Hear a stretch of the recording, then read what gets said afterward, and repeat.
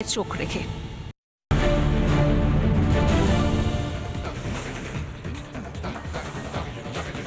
আর এই মুহূর্তে যে খবরের দিকে নজর রাখবো, কৃষ্ণনগরে অমিত শাহর সভা বাতিল। আগামীকাল কৃষ্ণনগরে অমিত শাহর সভা করার কথা ছিল, সেই সভা বাতিল।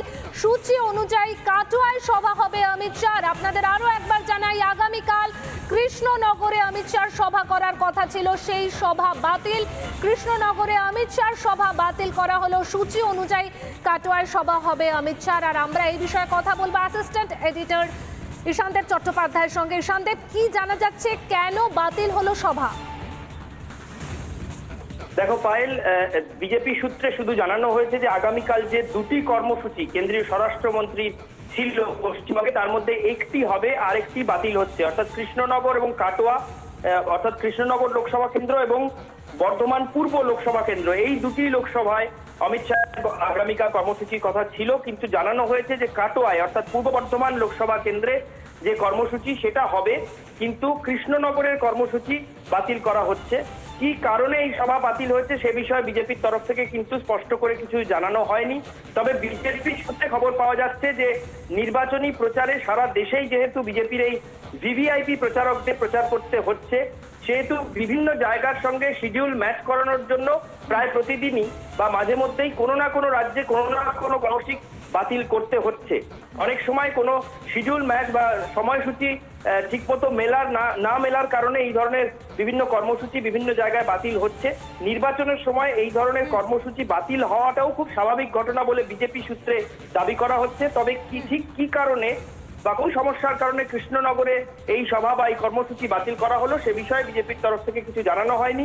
শুধু বলা হয়েছে কাটোয়ার কর্মসূচি। আমরা কথা বলছিলাম অ্যাসিস্ট্যান্ট এডিটর ঈশানদেব চট্টোপাধ্যায়ের সঙ্গে। অর্থাৎ যেমনটা জানা গেল যে সভা কি কারণে বাতিল তা স্পষ্ট নয়, তবে সূচি অনুযায়ী কাটোয়ায় সভা করবেন অমিত শাহ।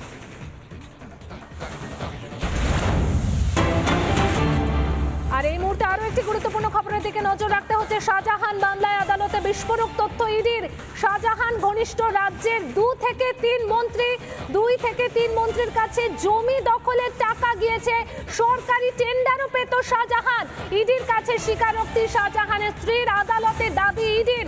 অর্থাৎ ইডি যে দাবি পেশ করেছে শাহজাহান মামলায় আদালতে বিস্ফোরক তথ্য ইডির। আমরা কথা বলবো আমাদের প্রতিনিধি তুলিকার সঙ্গে। তুলিকা, একদম বিস্ফোরক তথ্য পেশ ইডির, আরো বিস্তারিত তোমার কাছ থেকে জানবো।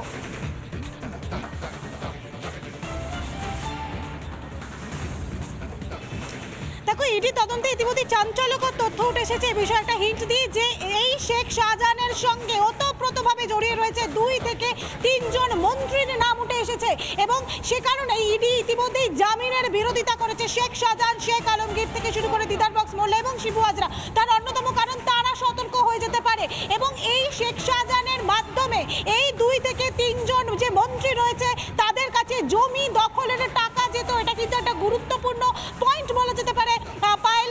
সেই জায়গায় দাঁড়িয়ে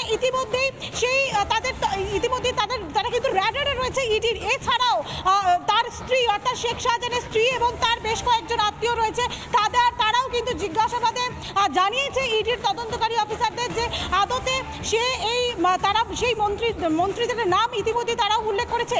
এছাড়াও 2016 সালের ভোটের পর এবং 2021 সালের ভোটের পর বিভিন্ন অর্থাৎ সরকারি যে সমস্ত টেন্ডার রয়েছে সেই সমস্ত টেন্ডার কিন্তু পেত শেখ শাহজাহান এবং পঞ্চায়েত ভোটের পরেও কিন্তু টেন্ডার পাওয়া গিয়েছে। অর্থাৎ শেখ শাহজাহানের কাছে সরকারি বিভিন্ন টেন্ডার, সেটা রাস্তা হোক, সেটা ফেরিঘাটের টেন্ডার হোক, সমস্ত টেন্ডারই কিন্তু পেত বলা যেতে পারে, সরকারের তরফ থেকে পাওয়া যেত কিন্তু শেখ শাহজাহান। এ বিষয়ে আরও একটা হিন্ট দিয়ে দিই, শুধুমাত্র শেখ শাহজাহানের সঙ্গে 2 থেকে 3 জন মন্ত্রীর নাম উঠে আসেনি। এছাড়াও যারা ইডির তদন্তকারীরা মনে করছে, যেহেতু আমরা দেখেছি যে সিবিআই যে সন্দেশখালীতে যে তল্লাশি অভিযান চালিয়েছে সেখানে যে প্রচুর পরিমাণে অস্ত্র উদ্ধার করা হয়েছে এবং ইডি তদন্তে জানতে পেরেছে।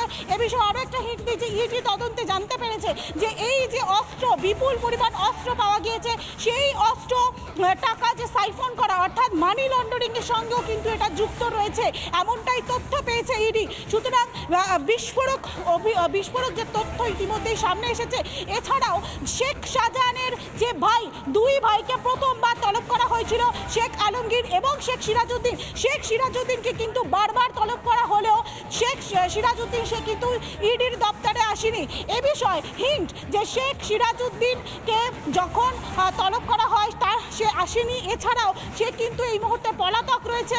তার যে তিনি একজন হোমিওপ্যাথি চিকিৎসক এবং তার যে আরও একজন অন্য হোমিওপ্যাথি চিকিৎসকের বাড়িতে সে আশ্রয় নিয়েছে, সে তার কাছে শেল্টার নিয়েছে। তার খোঁজ ইতিমধ্যে ইডির যারা তদন্তকারীরা রয়েছে তারা কিন্তু তাকে খোঁজ করার চেষ্টা করছেন। একদমই তুলিকা বোঝাই যাচ্ছে যে একদম বিস্ফোরক তথ্য ইডির। আপাতত ধন্যবাদ। আবারও পরে তোমার কাছে এই খবর নিয়ে অবশ্যই বিস্তারিত তথ্য নেব। শাহজাহান মামলায় আদালতে বিস্ফোরক তথ্য ইডির। শাহজাহান ঘনিষ্ঠ রাজ্যের 2 থেকে 3 মন্ত্রী এবং তাদের কাছেও জমি দখলের টাকা গিয়েছে ইডির কাছে, স্বীকারোক্তি শাহজাহানের স্ত্রীর। আদালতে দাবি ইডির। চোখ রেখে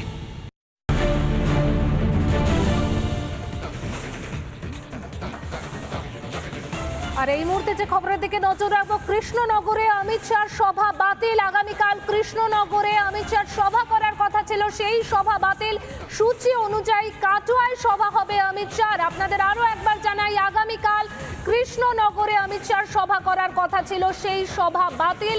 কৃষ্ণনগরে অমিত শাহ সভা বাতিল করা হলো। সূচি অনুযায়ী কাটোয়ায় সভা হবে অমিত শাহ। আর আমরা এই বিষয়ে কথা বলবো অ্যাসিস্ট্যান্ট এডিটর ঈশানদেব চট্টোপাধ্যায়ের সঙ্গে। ঈশানদেব, কি জানা যাচ্ছে, কেন বাতিল হলো সভা? দেখো পায়েল, বিজেপি সূত্রে শুধু জানানো হয়েছে যে আগামীকাল যে 2টি কর্মসূচি কেন্দ্রীয় স্বরাষ্ট্রমন্ত্রী ছিল পশ্চিমবঙ্গে, তার মধ্যে একটি হবে আর একটি বাতিল হচ্ছে, অর্থাৎ কৃষ্ণনগর এবং কাটোয়া, অর্থাৎ কৃষ্ণনগর লোকসভা কেন্দ্র এবং বর্ধমান পূর্ব লোকসভা কেন্দ্র, এই 2টি লোকসভায় অমিত শাহ আগামীকাল কর্মসূচির কথা ছিল। কিন্তু জানানো হয়েছে যে কাটোয়ায় অর্থাৎ পূর্ব বর্ধমান লোকসভা কেন্দ্রে যে কর্মসূচি সেটা হবে, কিন্তু কৃষ্ণনগরের কর্মসূচি বাতিল করা হচ্ছে। কি কারণে এই সভা বাতিল হয়েছে সে বিষয়ে বিজেপির তরফ থেকে কিন্তু স্পষ্ট করে কিছু জানানো হয়নি। তবে বিজেপির সূত্রে খবর পাওয়া যাচ্ছে যে নির্বাচনী প্রচারে সারা দেশেই যেহেতু বিজেপির এই ভিভিআইপি প্রচারকদের প্রচার করতে হচ্ছে, সেহেতু বিভিন্ন জায়গার সঙ্গে শিডিউল ম্যাচ করানোর জন্য প্রায় প্রতিদিনই বা মাঝে মধ্যেই কোনো না কোনো রাজ্যে কোনো না কোনো কর্মসূচি বাতিল করতে হচ্ছে। অনেক সময় কোনো শিডিউল ম্যাচ বা সময়সূচি ঠিকমতো না মেলার কারণে এই ধরনের বিভিন্ন কর্মসূচি বিভিন্ন জায়গায় বাতিল হচ্ছে। নির্বাচনের সময় এই ধরনের কর্মসূচি বাতিল হওয়াটাও খুব স্বাভাবিক ঘটনা বলে বিজেপি সূত্রে দাবি করা হচ্ছে। তবে কি কারণে বা কোন সমস্যার কারণে কৃষ্ণনগরে এই সভা বা এই কর্মসূচি বাতিল করা হলো সে বিষয়ে বিজেপির তরফ থেকে কিছু জানানো হয়নি। শুধু বলা হয়েছে কাটোয়ার কর্মসূচি। আমরা কথা বলছিলাম অ্যাসিস্ট্যান্ট এডিটর ঈশানদেব চট্টোপাধ্যায়ের সঙ্গে। অর্থাৎ যেমনটা জানা গেল যে সভা কি কারণে বাতিল তা স্পষ্ট নয়, তবে সূচি অনুযায়ী কাটোয়ায় সভা করবেন অমিত শাহ।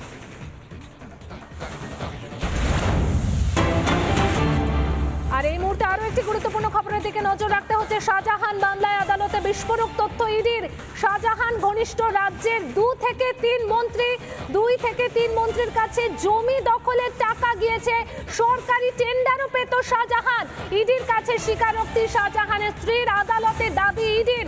অর্থাৎ ইডি যে দাবি পেশ করেছে শাহজাহান মামলায় আদালতে বিস্ফোরক তথ্য ইডির। আমরা কথা বলবো আমাদের প্রতিনিধি তুলিকার সঙ্গে। তুলিকা, একদম বিস্ফোরক তথ্য পেশ ইডির, আরো বিস্তারিত তোমার কাছ থেকে জানবো।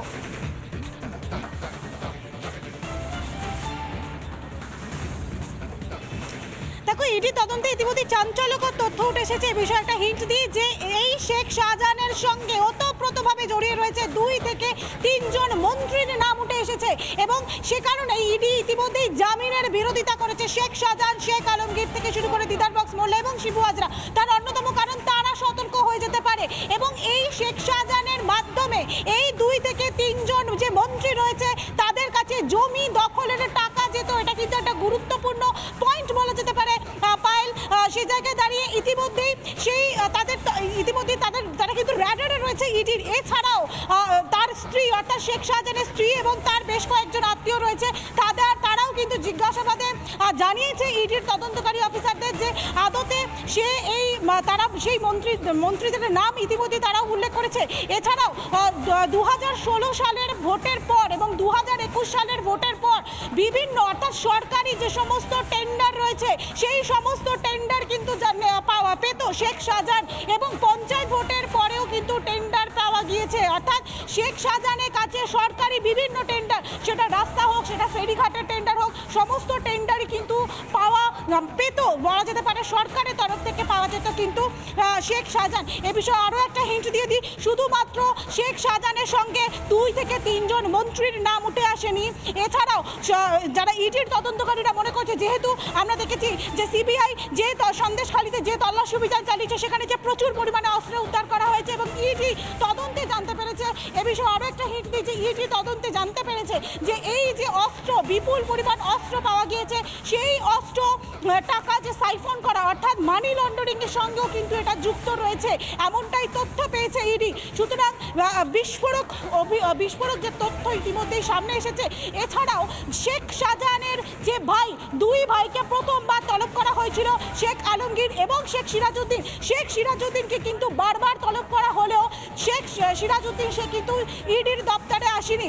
এ বিষয়ে হিন্ট যে শেখ সিরাজউদ্দিনকে যখন তলব করা হয় তার সে আসেনি। এছাড়াও সে কিন্তু এই মুহূর্তে পলাতক রয়েছে। তার যে তিনি একজন হোমিওপ্যাথি চিকিৎসক এবং তার যে আরও একজন অন্য হোমিওপ্যাথি চিকিৎসকের বাড়িতে সে আশ্রয় নিয়েছে, সে তার কাছে শেল্টার নিয়েছে। তার খোঁজে ইতিমধ্যে ইডির যারা তদন্তকারীরা রয়েছে তারা কিন্তু তাকে খোঁজ করার চেষ্টা করছেন। একদমই তুলিকা বোঝাই যাচ্ছে যে একদম বিস্ফোরক তথ্য ইডির। আপাতত ধন্যবাদ। আবারও পরে তোমার কাছে এই খবর নিয়ে অবশ্যই বিস্তারিত তথ্য নেব। শাহজাহান মামলায় আদালতে বিস্ফোরক তথ্য ইডির। শাহজাহান ঘনিষ্ঠ রাজ্যের 2 থেকে 3 মন্ত্রী এবং তাদের কাছেও জমি দখলের টাকা গিয়েছে ইডির কাছে, স্বীকারোক্তি শাহজাহানের স্ত্রীর, আদালতে দাবি ইডির।